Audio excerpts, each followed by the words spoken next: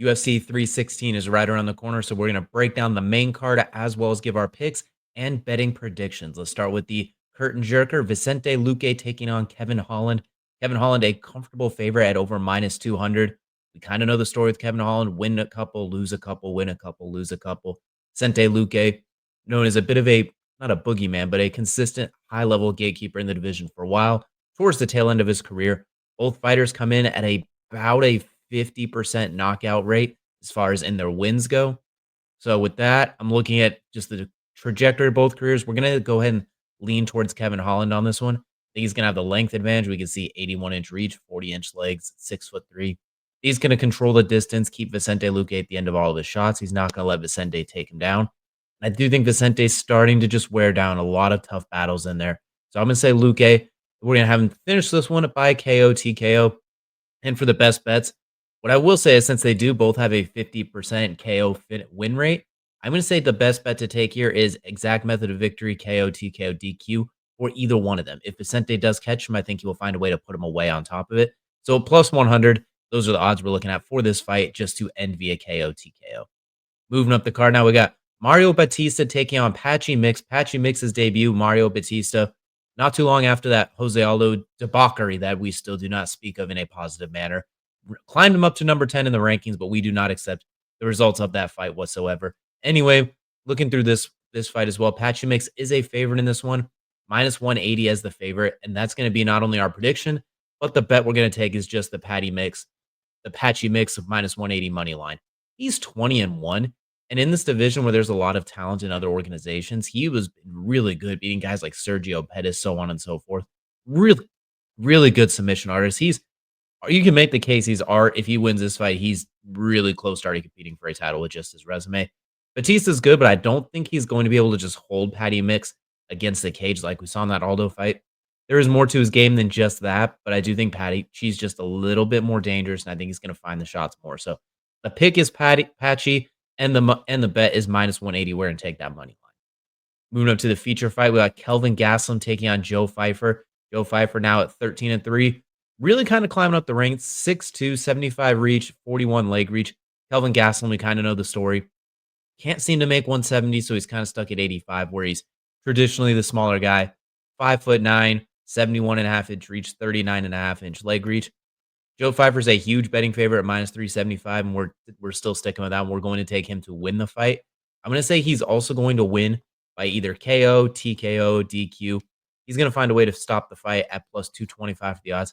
Kelvin Gastelum, you can just tell, look, he's been around forever, it feels like, but he's only 33 years old. He's had a lot of wear and tear on that body, too. You can just look at the difference in their physiques on top of it. You could just see one's a true 85er, one's a guy who just can't seem to get the weight situation under control and has had that issue throughout his career. So we're going to take Joe Pfeiffer to get the win. We're going to say he finishes the fight via TKO. I think he's going to put it on Kelvin Gastelum, especially if he starts to slow down a lot. So take Joe Pfeiffer by KO, TKO, or DQ at plus 225. Moving up now, we got the co-main event, the women's bantamweight title fight, Kayla Harrison taking on Juliana Pena. Let's start by looking at these odds. Kayla Harrison as the challenger at minus 750 is a favorite. Juliana Pena at plus 525 as an underdog as the champion. That is some absolutely asinine numbers when you think about it. Juliana Pena, 13-5, two-time champion of the division. Kayla Harrison 18-1, has lost less than 5 rounds in her career. See, Pena has a little bit of a reach advantage and a leg reach advantage. Height, Harrison is actually a little bit taller. What she lacks in length, she makes up in, oh my goodness, python biceps and triceps. My goodness, those arms look like legs. That being said, I do think there is a level of physicality she brings that in those early rounds, I think she is going to really make it difficult. If the fight goes on, we all know how difficult it looks like it is for Harrison to make that weight.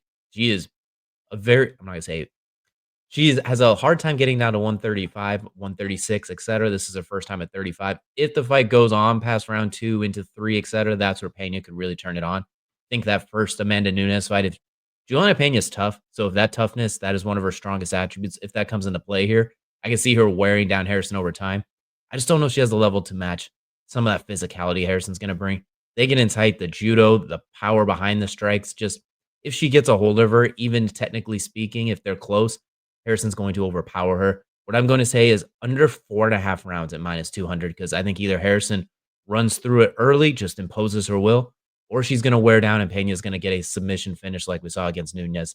Maybe in the fourth or early fifth round, I think she will wear on her if or Harrison's going to get her out of there early. So not the best odds at minus 200, but still it's a pretty safe bet, it feels like.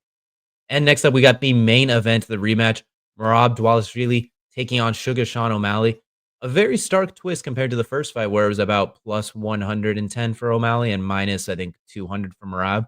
Now it's minus 325 for Merab and plus 260. We already kind of know the story in the first fight. Merab winning, I believe, is 48-47, if not 49-46 on a ton of scorecards. More or less ran through the majority of the fight, was in no danger till the fifth round. We already know the stats. Merab really short, compact, but incredible gas tank. Very bouncy, pushing forward, literally nicknamed the machine for a reason. Sean O'Malley, lengthy sniper, power puncher, 18-2. If you can't get inside the distance, he will have one heck of a night. I do think, by the way, I don't know if I mentioned, but I do think Kayla Harrison will get the win in the bantamweight title fight too.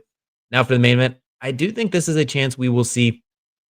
This is tough because all signs point to Merab, but I have a very weird feeling that Sean coming in here. There's all the talk about all the changes in life he made, not as much tomfoolery, focusing on the fight, doing all the right things. There's something about these kind of redemption matches too, where I could see him just controlling the distance. Something he may have picked up in the fifth round of that fight is not being scared to throw those kicks. Worried about Merab catching them. If you throw them quick and get them back, there's less worry just to control the distance a little bit more. Merab, you have to get him out of there. That's the biggest thing is you're not going to win by decision. I think you will have to get him out of there. That's where it gets a little bit tricky. I don't think you're going to submit Merab, so you do have to get a finish. We're going to take the upset. I do think Sean finds a way. If it does go to a decision and it's close, we know the story of how the decisions go when it comes to guys that they have a lot of vested interest in. Granted, Merab has definitely built up his star power in the last year or so as well. A lot of his tomfoolery gets around the social medias, plus his fun in the cage with Umar Nurmagomedov. We all saw that as well, dancing around, pointing, laughing, having a good time. His crash outs beforehand.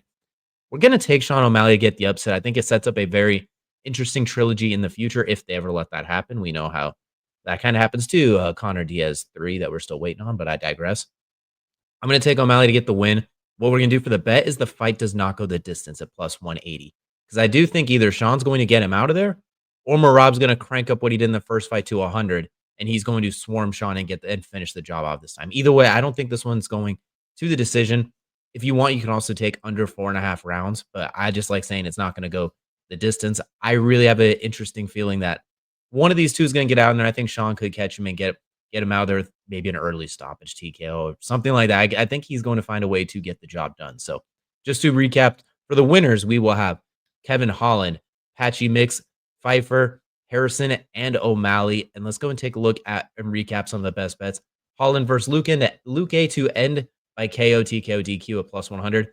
Patchy Mix minus 180 to win. Pfeiffer to win by KO, TKO, DQ at plus 225. Pena versus Harrison under 4.5 rounds at minus 200. And then Merab versus O'Malley does not go the distance at plus 180, which is plus 4,146 if you are a demon and want to parlay all of those together, which, you know what, if you are, I respect it 100%. But that is what we are looking at for the UFC 316 best bets, breakdowns, and predictions. Let us know down in the comments who you think is going to win and what some of your favorite bets are. We've had a really, really strong start so far. For the pay-per-view bets this year, I believe we're at about a 4-1 hit rate, including a perfect round. And I think it was UFC 311, I believe it was. It was where Merab beat Umar. That one we went perfect. We went perfect on. So let us know what your favorite bets are and predictions down below, and we will see you all again next time.